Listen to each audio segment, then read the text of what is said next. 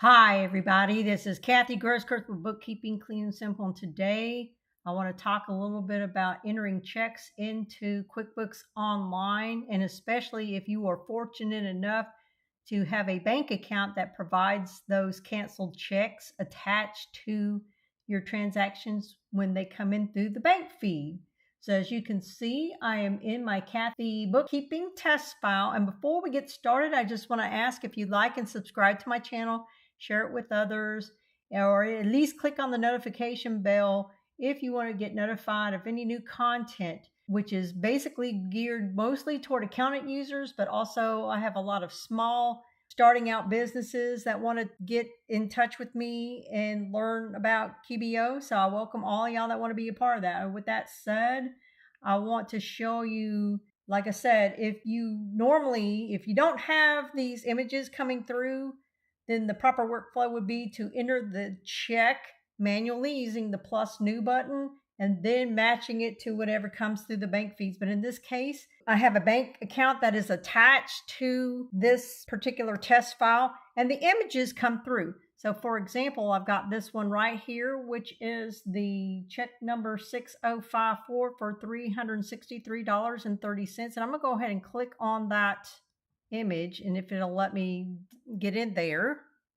All right, for some reason it's not allowing me to do that. Here we go. That's what happens sometimes when you get into live. So anyway, I clicked on that, and what that does is gives me be able to see the check that's in here. The only problem I have with this is that you have to kind of scroll in or widen this out to see exactly what this was for.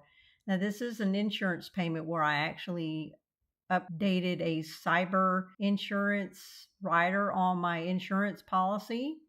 And so I know what I need to code that is when I go in here to code this. Now, without this check copy, I would have had to gone in and enter this check manually and then try to match it up. But you can actually go in there, and there's a couple things you can do. You can confirm the suggested category, or you can add a vendor or customer.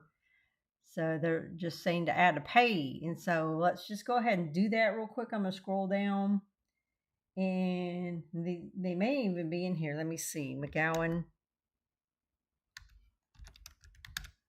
And it's not. So I'm just going to go ahead and add it on the fly real quick, which I ordinarily wouldn't do in this case.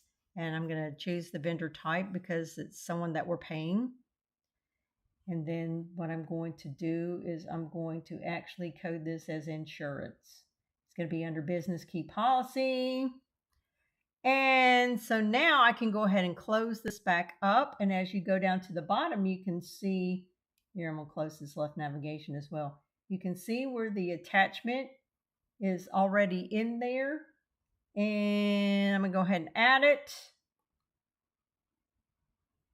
And it should now show up in our categorize, which I'm not going to go and look at that right now. But like I said, what I would like to see is more real estate so you can see the check image a lot better. And that's where this feedback button comes in. You can go in here and click on the feedback button, send your questions or suggestions into it, and they generally do a lot of the improvements in QuickBooks Online based on what you tell them that you would like to see. Anyway, that's all I have for today. Y'all take care, everyone, and we will see you soon.